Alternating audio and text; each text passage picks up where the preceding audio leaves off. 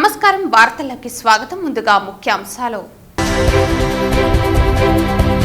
ఫిర్యాదులు అందిన వెంటనే దాడులు చేస్తూ ప్రజలకు నాణ్యమైన ఆహారం అందించడానికి చర్యలు తీసుకుంటాం పేర్కొన్న చిత్తూరు జిల్లా ఫుడ్ సేఫ్టీ అధికారి శ్రీనివాస్. తిరుపతి మున్సిపల్ కార్పొరేషన్ నూతన కమిషనర్ గా తిరుపతి స్మార్ట్ సిటీ ఎండీగా అధికారికంగా బాధ్యతలు స్వీకరించిన నారపురెడ్డి మౌర్య. ప్రజా సమస్యల పరిష్కారానికే అధిక ప్రాధాన్యత అని నూతన కమిషనర్ వెల్లడి. బ్యాంకర్లు వ్యవసాయం, విద్య, ఎంఎస్ఎంఈ, ఫుడ్ ప్రాసెసింగ్ వంటి ప్రాధాన్యత రంగాలకు లక్ష్యం మేరకు రుణాలు మంజూరు చేయాలి పేర్కొన్న తిరుపతి జిల్లా కలెక్టర్ వెంకటేశ్వర్. వార్తల్లోని వివరాలు. బ్యాంకర్లు వ్యవసాయం, విద్య, ఎంఎస్ఎంఈ వంటి ప్రాధాన్యత రంగాలకు లక్ష్యం మేరకు రుణాలు విరివిగా మంజూరు చేయాలని తిరుపతి జిల్లా కలెక్టర్ వెంకటేశ్వర్ బ్యాంకు అధికారులను ఆదేశించారు. బుధవారం ఉదయం స్థానిక జిల్లా కలెక్టరేట్లోని వీడియో కాన్ఫరెన్స్ హాల్ నందు జిల్లా స్థాయి బ్యాంకర్స్ కమిటీ సమావేశంలో చైర్మన్ హోదాలో జిల్లా collector, joint collector Shubham Bansal, LDM Vishwanath Reddy, RBI LDO Purnima, Union Bank of India regional manager Ramprasad వివిధ బ్యాంకు అధికారులతో కలిసి సమీక్షా సమావేశం నిర్వహించారు. ఈ సందర్భంగా జిల్లా కలెక్టర్ మాట్లాడుతూ 2024-25 ఆర్థిక సంవత్సరానికి సంబంధించి వ్యవసాయం, విద్య, ఎంఎస్ఎంఈ, ఫుడ్ ప్రాసెసింగ్ వంటి రంగాలకు ప్రాధాన్యత ఇస్తూ బ్యాంకర్లందరూ రుణాలను మంజూరు చేయడంతో పాటు నిర్దేశించబడిన లక్ష్యాలను అందిపుచ్చుకోవాలని సూచించారు. కౌలు రైతు కార్డుదారులకు క్రాప్ లోన్కి సంబంధించిన రుణాలను బ్యాంకర్లు సకాలంలో మంజూరు చేయాలని తెలిపారు. కౌలు రైతు కార్డులను రెన్యువల్ చేసుకోవాల్సిన కౌలు రైతులను గుర్తించి రెన్యువల్ చేసేలా చర్యలు తీసుకోవాలని వ్యవసాయ అధికారులను ఆదేశించారు. జిల్లాలో ఫుడ్ ప్రాసెసింగ్ యూనిట్స్ కు సంబంధించి ప్రజలకు అవగాహన కల్పించడంతో పాటు రుణాల మంజూరు చేయడంలో ఎలాంటి జాప్యం చేయరాదని తెలిపారు. బ్యాంకర్లు ప్రభుత్వ ప్రాధాన్యత గల పథకాలపై ప్రత్యేక దృష్టి పెట్టి లక్ష్యం మేరకు రుణాలను మంజూరు చేయాలని తెలిపారు. జిల్లాలో ఫైనాన్స్ లిటరసీ కార్యక్రమంలో భాగంగా డిజిటల్ లావాదేవీలపై ప్రజలకు అవగాహన కల్పించేలా ప్రత్యేక శిబిరాలను నిర్వహించాలని తెలిపారు. అనంతరం యాన్యువల్ క్రెడిట్ ప్లాన్ 2024-25 బుక్లెట్లను జిల్లా కలెక్టర్ సంబంధిత అధికారులతో కలిసి విడుదల చేశారు. ఈ సమావేశంలో DRO Penchal Kishore, NABARD DDM Sunil, DRDA PD Prabhavathi, జిల్లా సూక్ష్మ సేద్య అధికారి సతీష్ తదితరులు పాల్గొన్నారు. ఫిర్యాదులు అందిన వెంటనే దాడులు చేస్తూ ప్రజలకు నాణ్యమైన ఆహారం అందించడానికి చర్యలు తీసుకుంటున్నట్లు ఫుడ్ సేఫ్టీ జిల్లా అధికారి శ్రీనివాస్ తెలిపారు. బుధవారం చిత్తూరులో ఫుడ్ సేఫ్టీ అధికారి మీడియా ప్రతినిధులతో మాట్లాడుతూ ఆహార పదార్థాలు విక్రయించేవారు విధిగా లైసెన్స్ పొందాలని కోరారు. నా పేరు Srinivas, assistant food controller, Chittoor జిల్లా. తర్వాత ఇప్పుడు మా పరిస్థితి ఏంటంటే జిల్లా అంతా ఒకే ఫుడ్ ఇన్స్పెక్టర్ ఉండడం వలన తగినంత విధంగా రైట్స్ చేయలేకపోతున్నాం. ఆయన ఒక పక్కన కోర్టుకు వెళ్ళడం, పెనాల్టీలు వేయించడం, ఇవన్నీ వాటితో పాటు ఈ రైట్స్ తక్కువగా చేయడం, ఒక కంప్లైంట్ వచ్చిన చోటనే రైట్స్ జరగడం వెళ్ళడం, వాటి మీద కేసులు రాయడం జరుగుతుంది. ఇకపై ఇంకో అమ్మాయిని కూడా ఇచ్చారు మాకు, కొత్తగా అమ్మాయిని పోస్ట్ చేశారు. ఆమె ఈ మధ్యన ట్రైనింగ్ అయింది, ఇంకా నోటిఫికేషన్ అవ్వలేదు. నోటిఫికేషన్ అయిన అప్పుడు జిల్లాకి ఇద్దరు అవుతారు, అప్పుడు ఇంకా ఎక్కువగా రైట్స్ చేయడం జరుగుతుందని తెలియవస్తున్నాను. జాయింట్ కలెక్టర్ కోర్టులో 30 కేసులు ఉన్నాయి. 30 కేసులు కాకుండా పడుతూ ఉంటాయి. ఆహార భద్రత మరియు ప్రమాణ చట్టం 2006 అమల్లో ఉంది. ఈ చట్ట ప్రకారం ప్రతి ఒక్క ఆహార సంబంధించిన బిజినెస్ చేసి ఎఫ్బిఓలు, ఫుడ్ బిజినెస్ ఆపరేటర్లు తప్పకుండా ఫుడ్ లైసెన్స్ తీసుకోవాలి. పలుసార్లు మేము రైడ్స్ చేసి నోటీస్ ఇచ్చినా సరే ఇక్కడ పట్టణం టౌన్లో కూడా లైసెన్స్ తీసుకోకుండా వ్యాపారం చేసేవాళ్ళు చాలామంది ఉన్నారు. వాళ్ళందరికీ మళ్ళా నోటీస్ ఇచ్చి లైసెన్స్ తీసుకునేలా చేస్తాం. రైట్స్ కూడా పెంచడం జరుగుతుంది ఈసారి నుంచి. తిరుపతి మున్సిపల్ కార్పొరేషన్ నూతన కమిషనర్ గా, అదేవిధంగా తిరుపతి స్మార్ట్ సిటీ ఎండీగా నారపురెడ్డి మౌర్య బుధవారం నగరపాలక సంస్థ కార్యాలయంలోని కమిషనర్ ఛాంబర్ నందు అధికారికంగా బాధ్యతలు స్వీకరించడం జరిగింది. ఈ సందర్భంగా మీడియాతో కమిషనర్ మౌర్య మాట్లాడుతూ ప్రజా సమస్యల పరిష్కారానికి అత్యధిక ప్రాధాన్యత ఇవ్వడం జరుగుతుందన్నారు. కౌన్సిల్ సహకారంతో అధికారులను సిబ్బందిని సమన్వయం చేసుకుంటూ తిరుపతి నగర అభివృద్ధికి కృషి చేస్తామన్నారు. ప్రజా సమస్యలపై వచ్చే ఫిర్యాదులను సకాలంలో పరిష్కరించేలా తగు చర్యలు తీసుకుంటున్నామన్నారు. బాధ్యతలు స్వీకరించిన అనంతరం అన్ని విభాగ అధిపతులతో జరిగిన సమావేశంలో అన్ని విభాగాలకు సంబంధించిన విషయాలపై చర్చించడం జరిగిందన్నారు. అధికారులతో కమిషనర్ నారపురెడ్డి మౌర్య మాట్లాడుతూ తిరుపతి నగర అభివృద్ధికి కలిసికట్టుగా సమన్వయంతో పనిచేద్దామని సూచించారు. నూతన కమిషనర్ మౌర్యకు అధికారులు, సిబ్బంది, పలువురు కార్పొరేటర్లు స్వాగతం పలికి శుభాకాంక్షలు తెలియజేశారు.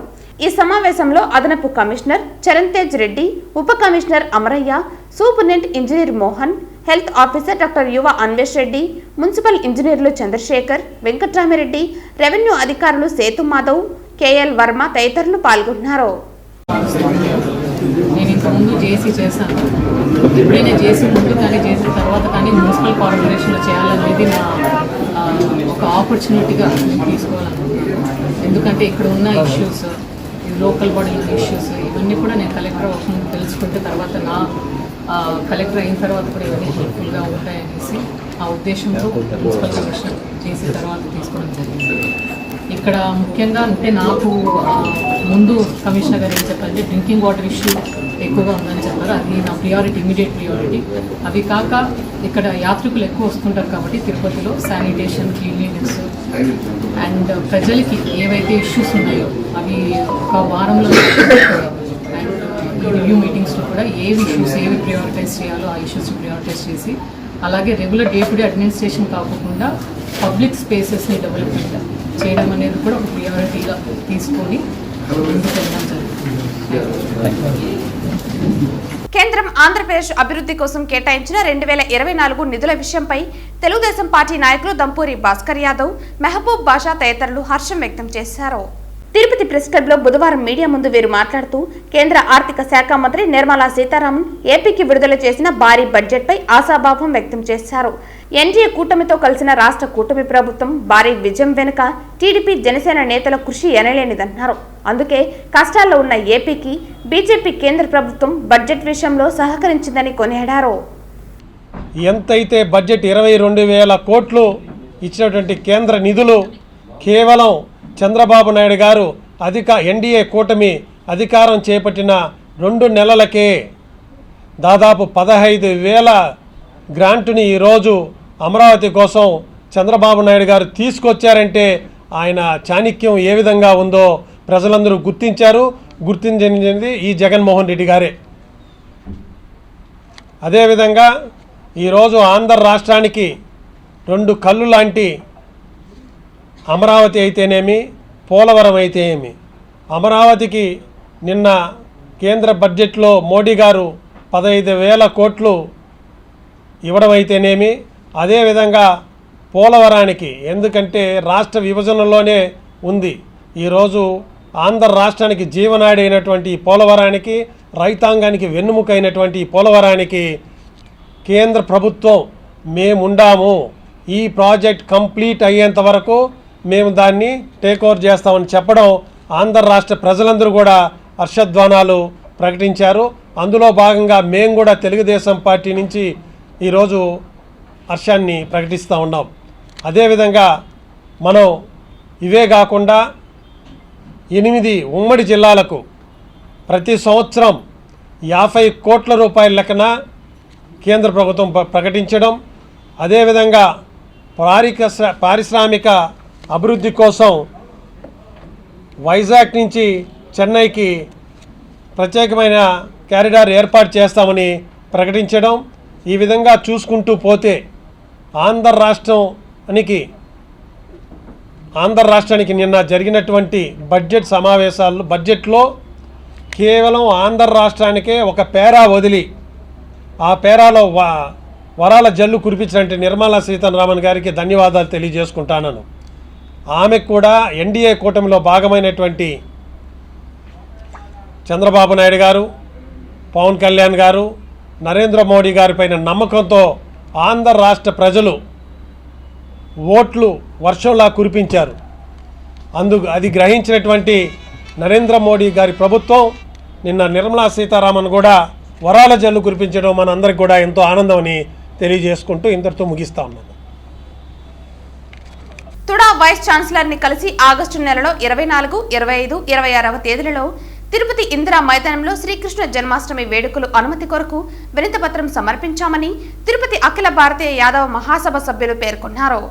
అఖిల భారతీయ యాదవ్ మహాసభ యువత అందరూ కూడా తుడా వీసీ గారిని కలవడం జరిగింది. ముఖ్యంగా రాబోయే రోజుల్లో శ్రీకృష్ణ అష్టమి వేడుకలు ఏ రకంగా జరగాలని సార్తో కూడా వివరంగా కూడా యువతంతా కూడా కలిసి మేము మాట్లాడడం జరిగింది. మాకు చాలా సానుకూలంగా కూడా సార్ మాకు సహకరించారు. రాబోయే రోజుల్లో 24, 25, 26లో మన ఇందిరా మైదానంలో శ్రీకృష్ణ అష్టమి అనేది ఏ రకంగా జరుపుకోవాలి, జన్మస్నానం అనేది చాలా తిరుపతి అనేది ఒక శ్రీకృష్ణుని ప్రతి ఒక్క ఇది మా కులం అంటారు. భగవంతుడు అనేది మనందరికీ సరి సమానమే. ప్రతి ఒక్కరు కూడా తిరుపతిలో చెందిన ప్రతి ఒక్క యువకులు కావచ్చు, అదేవిధంగా స్థానికులు కావచ్చు, శ్రీకృష్ణ జన్మస్థానం వేడుకలను కలిసి ఈ వేడుకలు ఘనంగా జరపాలని అఖిల భారతీయ యాదవ్ మహాసభ ద్వారా తెలియజేస్తున్నాము. 5 తారీఖులు 25, 24, 25, 26 తారీఖుల్లో శ్రీకృష్ణ జన్మాష్టమి వేడుకలు ఘనంగా చేయాలని చెప్పి ఆంధ్ర రాష్ట్రం మొత్తం మెచ్చుకునేలాగా యాదవుల యొక్క గొప్పతనాన్ని చాటాలని చెప్పి 3 రోజుల పాటు ఇందిరా మైదానంలోని స్థలంలో యాదవ శ్రీకృష్ణ జన్మాష్టమి చేయాలని చెప్పి మేమందరూ యాదవ మహాసంఘం నుంచి కోరుకుంటున్నాం. అదేవిధంగా ఈరోజు ఈసీ గారికి వినతి పత్రం ఇచ్చి మాకు పర్మిషన్ అడగడం జరిగింది.